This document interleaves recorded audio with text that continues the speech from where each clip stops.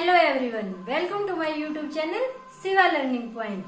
तो भाई आज जो हम टॉपिक पढ़ने वाले हैं वो है डेवलपमेंट का, मतलब विकास का टॉपिक हम पढ़ने वाले हैं। तो इसमें हम क्या क्या चीजें पढ़ेंगे, भाई विकास क्या है, विकास में और वृद्धि में डिफरेंस क्या है, विकास के नियम क्या है, एग्जामिनर यहाँ से क्वेश्चन बनाता है, किस टाइप के एग्जाम में क्वेश्चन आएंगे, आपको कैसे पढ़ना है, कैसे बगैर रटे आपको इसको समझना है, वो चीजें आज हम इस वीडियो में करेंगे।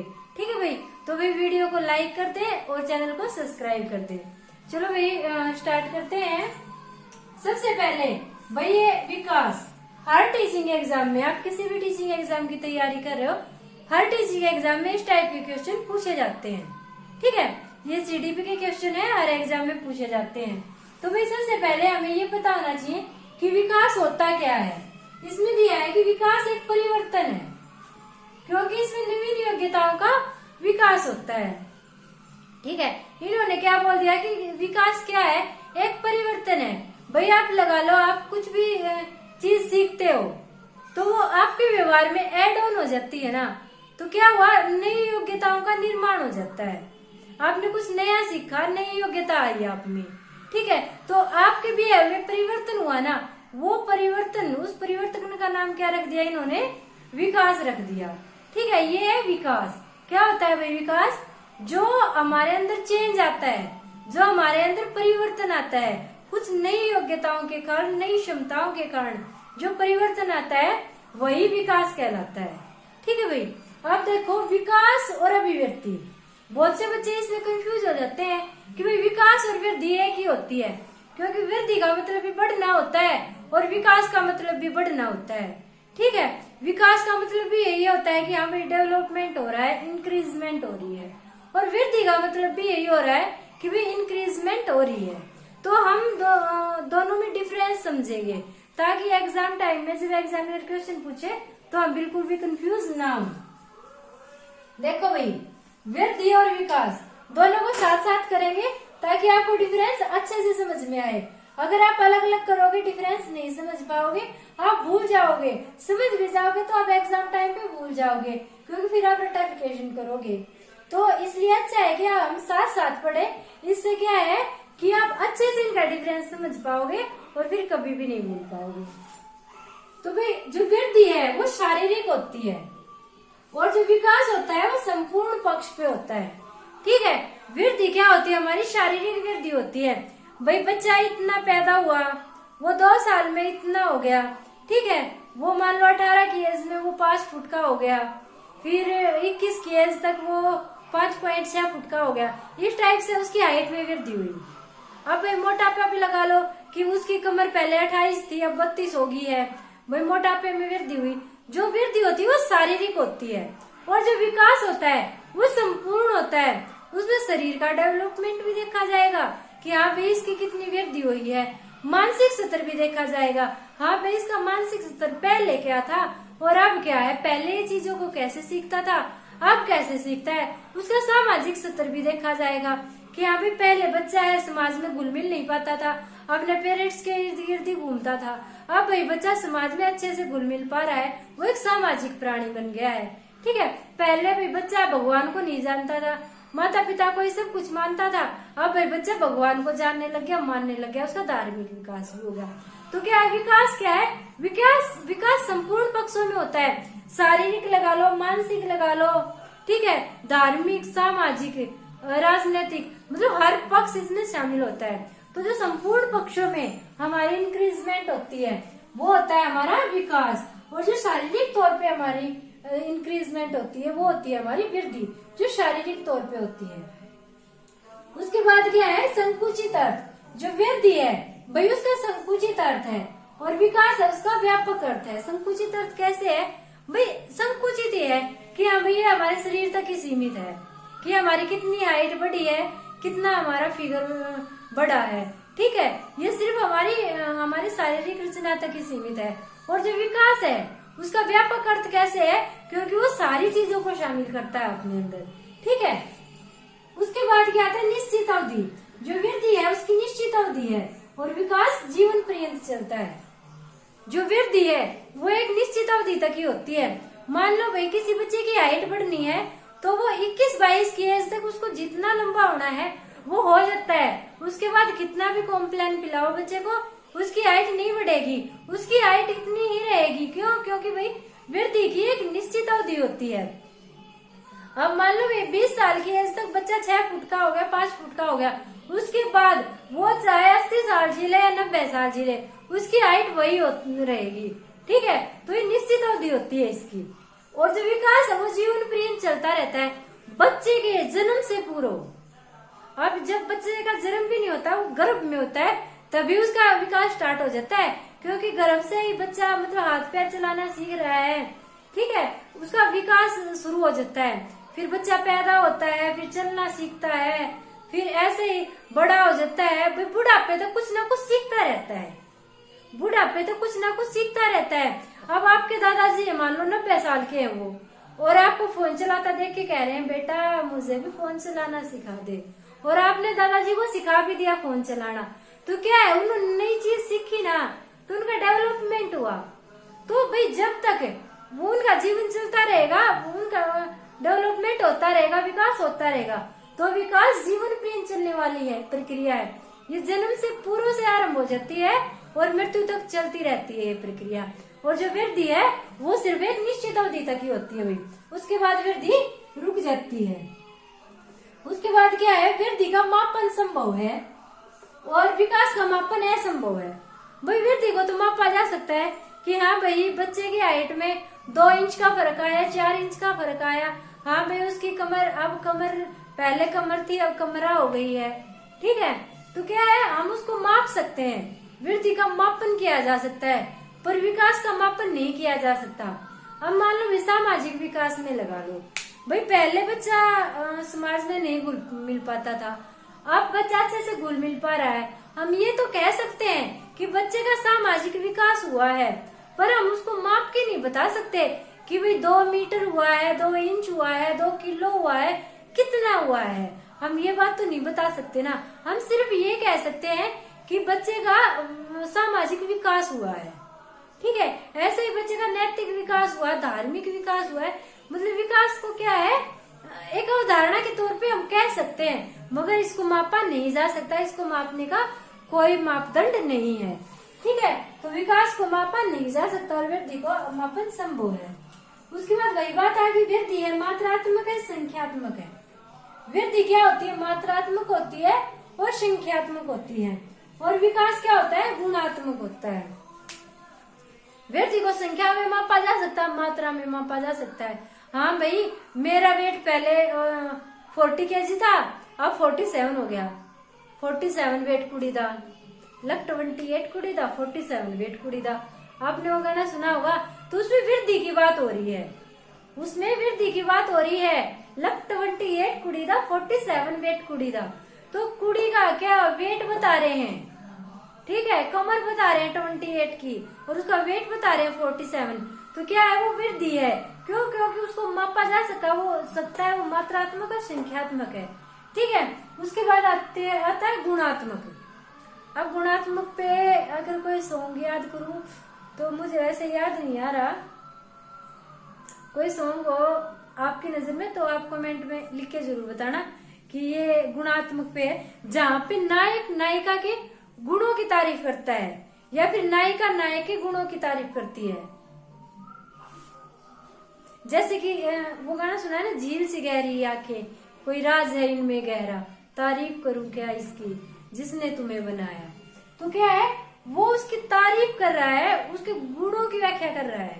ठीक है, उसकी झील सी आंखें वगैरह वगैरह, तो उसके विकास की बात हो रही है, उसके गुणों की बात हो रही है। ठीक है, उसके आंतरिक गुणों की बात हो रही है। तो गुणात्मक को मापा नहीं जा सकता।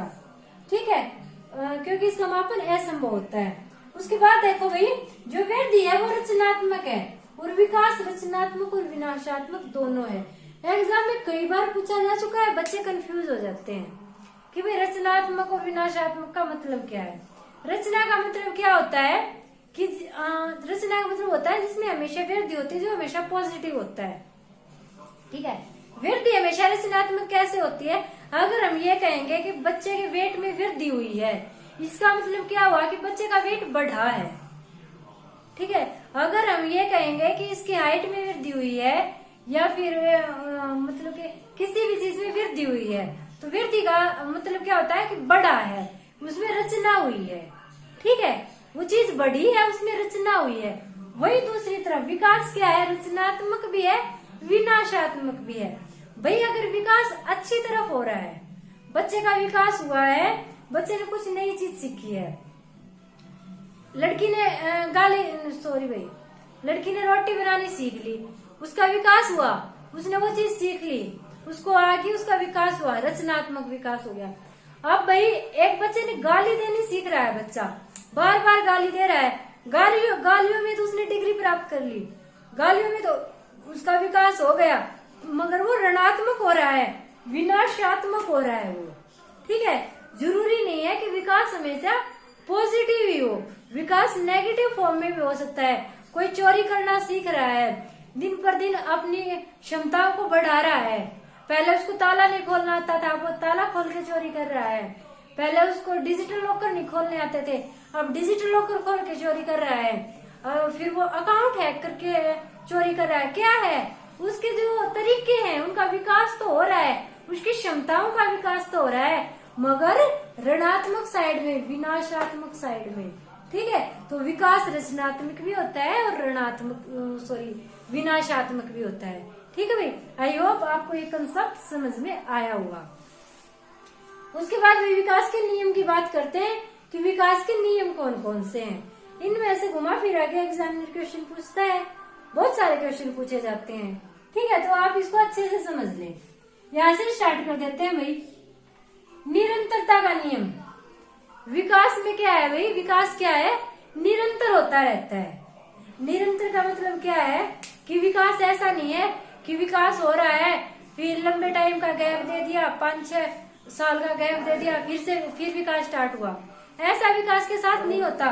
विकास क्या है, निरंतर होता रहता है। अब वृद्धि में क्या होता है, एक बच्चे की वृद्धि होती है भाई, मान लो 5 साल तक बच्चे की वृद्धि हुई, फिर 5 से 7 साल तक 2 साल बच्चे की वृद्धि रुक जाएगी, फिर जब बच्चा 7 से 9 साल की एज में आएगा, बच्चे की दोबारा से वृद्धि होगी, 9 से 12 तक बच्चे की वृद्धि दोबारा से रुक जाएगी, उसकी हाइट फिगर बिल्कुल उतना का उतना रहेगा।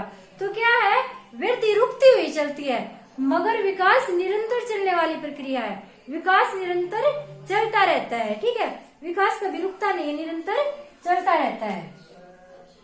उसके बाद क्या है, परस्पर संबंध का सिद्धांत। विकास क्या है, परस्पर संबंध रखता है। जैसे कि अगर बच्चे का भाई शारीरिक विकास अच्छे से हो रहा है, तो बहुत ज्यादा संभावना है कि उसका मानसिक विकास भी अच्छा होगा। बच्चे का मानसिक विकास अच्छा है, वो समाज में अच्छे से घुले मिलेगा, उसका सामाजिक विकास अच्छा होगा।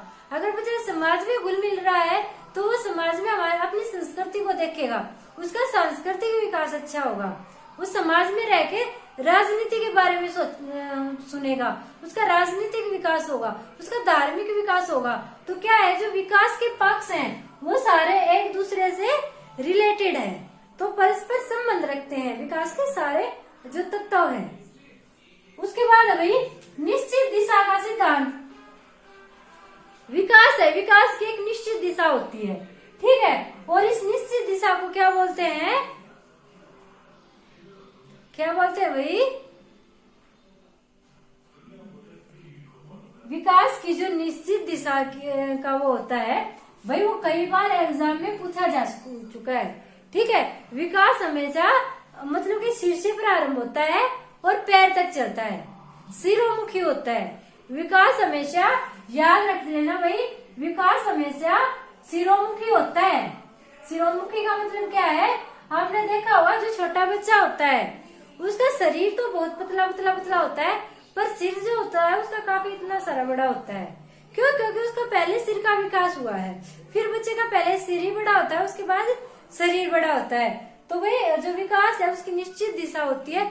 चाहे दुनिया का कोई भी बच्चा हो, जापान का बच्चा, इंग्लैंड का बच्चा, जर्मनी का बच्चा, चीन का बच्चा, इंडिया का बच्चा, कहीं का भी बच्चा हो, विकास का यही नियम है कि भाई पहले सिर का विकास होगा, फिर बाकी शरीर का विकास होगा। तो ये निश्चित दिशा का सिद्धांत। फिर निकट दूर नियम। निकट दूर नियम का मतलब क्या है कि जैसे आपने छोटा बच्चा देखा होगा, अब ऐसा नहीं है कि छोटा बच्चा, अब कोई 5 दिन का बच्चा है, उसको आप ये पेन पकड़ा के देखो, क्या वो पकड़ पाएगा? आप उसके सामने ऐसे करते रहो, वो नहीं पकड़ पाएगा। मगर यही क्रिया अगर आप 6 महीने के बच्चे के साथ करते हो तो वो इजीली पकड़ लेगा। क्यों? क्योंकि जो 5 दिन का बच्चा है वो क्या है भाई, अभी उसने अपनी उंगलियों को चलाना नहीं सीखा है, अभी पहले वो उसने हाथ को चलाना सीखा है। पहले बच्चा ऐसे ऐसे ऐसे ऐसे हाथों को मारता है ना, उसके बाद उंगलियों का ऐसे ऐसे मारता है और उसके बाद ऐसे पकड़ना सीखता है। ठीक है, ये होता है निकट दूर का संबंध। पहले वो हाथ को चलाना सीखता है, फिर उंगलियों को चलाना सीखता है। उसके बाद क्या है भाई, व्यक्तिक विभिन्नता का नियम। व्यक्तिक विभिन्नता का नियम क्या कहता है कि हर व्यक्ति का विकास अलग अलग होता है, किन्हीं भी 2 व्यक्तियों का विकास बिल्कुल समान नहीं हो सकता, चाहे वो जुड़वा बच्चे ही क्यों ना हो। अगर जुड़वा बच्चे हैं तब भी उनका विकास अलग अलग ही होगा, उनका विकास बिल्कुल सेम टू सेम नहीं होगा। तो दुनिया में किसी भी 2 इंसानों का विकास एक समान नहीं होता है। हाँ, किसी का विकास तेज गति से होता है तो किसी का मंद गति से होता है। कोई गणित की चीजें अच्छे से सीख रहा है तो कोई इंग्लिश का टॉपिक अच्छे से सीख गया, किसी को हिंदी में इंटरेस्ट आ रहा है तो कोई सीडीपी को बहुत मजे से पढ़ रहा है। तो क्या है भाई, विकास हर व्यक्ति में अलग अलग होता है। फिर क्या है, गति में भिन्नता का नियम। वही बात है, विकास की गति में भी भिन्नता होती है। कोई भी धीरे सीखता है, कोई तेज गति से सीखता है। जो मंद बुद्धि होते हैं वो सीखने में बहुत देर कर देते हैं, तो उनका विकास बिल्कुल धीरे धीरे होता है। और जो सर्वश्रेष्ठ बच्चे होते हैं उनका विकास काफी तेज गति से हो जाता है। ठीक है, तो अलग अलग इंसानों में विकास की गति भी अलग अलग होती है। फिर क्या है, अंतःक्रिया का नियम। अंतःक्रिया का नियम क्या कहता है कि जो विकास है वो हमारे आंतरिक रूप से होता है। विकास हमारे आंतरिक रूप से होता है, हम अंतःक्रिया करके चीजों को सीखते हैं। जैसे कि वृद्धि बताया जा रही है शारीरिक तौर पे होती है, ऐसे विकास है वो अंतःक्रिया से होता है। ठीक है भाई। फिर है समान प्रतिमान का नियम। विकास के समान प्रतिमान का नियम क्या कहता है कि भाई जो जैसे इंसानी कोई भी बच्चा है, जो इंसानी बच्चा है उसका विकास बिल्कुल सेम गति से ही होगा। हाँ भाई, वो पहले जैसे कि वो पहले बोलना सीखेगा, फिर वो चीजों को मतलब कि पढ़ना सीखेगा, फिर लिखना सीखेगा। क्या है, विकास एक ही गति में होगा। ऐसा नहीं है कि बच्चा पहले ही लिखना सीख जाएगा और बोलना फिर बाद में सीख रहा है बच्चा, ऐसा नहीं होगा। ठीक है, अगर जानवरों पे देखें तो जो अलग अलग जाति के जानवर हैं, एक जाति के जानवरों का विकास बिल्कुल सेम गति से ही होगा, बिल्कुल सेम प्रतिमान में ही होगा, चाहे वो पृथ्वी के इस छोर से लेके इस छोर पे हो। ठीक है, जो मनुष्यों का विकास होता है वो बिल्कुल समान प्रतिमान में होता है, चाहे इंसान फिर चांद पे रहे और चाहे फिर यहाँ पे रहे। उसके बाद क्या है भाई, लास्ट का है क्रमबद्धता का नियम। विकास है वो एक क्रमबद्ध तरीके से होता है। क्रमबद्ध तरीके का क्या मतलब है कि अगर मतलब ये लगा लो 2 साल का बच्चा चलना सीख रहा है, 2 साल का बच्चा चलना सीख रहा है, तो कोई 2 साल का नहीं, बच्चा कोई 1 साल का चलना सीखता है, कोई 9 महीने का बच्चा 9 महीने से लेके 1.5 साल तक बच्चा चलना सीख जाता है। ठीक है, तो ये क्रमबद्ध तरीके से होता है। ऐसा नहीं है कि बच्चा पैदा होते ही चलना सीख जाएगा, बच्चा पैदा होते ही बोलना सीख जाएगा, उसको टाइम लगेगा। विकास क्रमबद्ध तरीके से होगा। ऐसा नहीं है कि बच्चा शिशु अवस्था के बाद सीधा किशोर अवस्था में चला जाएगा, शिशु अवस्था के बाद बच्चा बाल्यावस्था में आएगा, बाल्यावस्था के बाद किशोर अवस्था में आएगा, फिर वयस्क अवस्था में आएगा, फिर वृद्धावस्था में आएगा। ठीक है, तो क्या है, सब सीरियल वाइज चलता है, हम किसी भी एक अवस्था को स्किप नहीं कर सकते। तो यही है क्रमबद्धता का नियम कि विकास बिल्कुल क्रमबद्ध तरीके से होगा। तो ये था भाई विकास का कॉन्सेप्ट। इससे बाहर विकास से रिलेटेड कुछ आने वाला है नहीं एग्जाम में, चाहे आप सीटेट की तैयारी कर रहे हो, एसटेट की, DSSS, KVS, Chandigarh teacher, TGT, PRT, PGT, किसी भी एग्जाम की तैयारी कर रहे हो। टीचिंग एग्जाम में, हर एग्जाम में विकास से रिलेटेड क्वेश्चन पूछे जाते हैं और इससे बाहर भी कुछ आने वाला है नहीं। तो आई होप आप सबको वीडियो पसंद आई होगी। Thank you.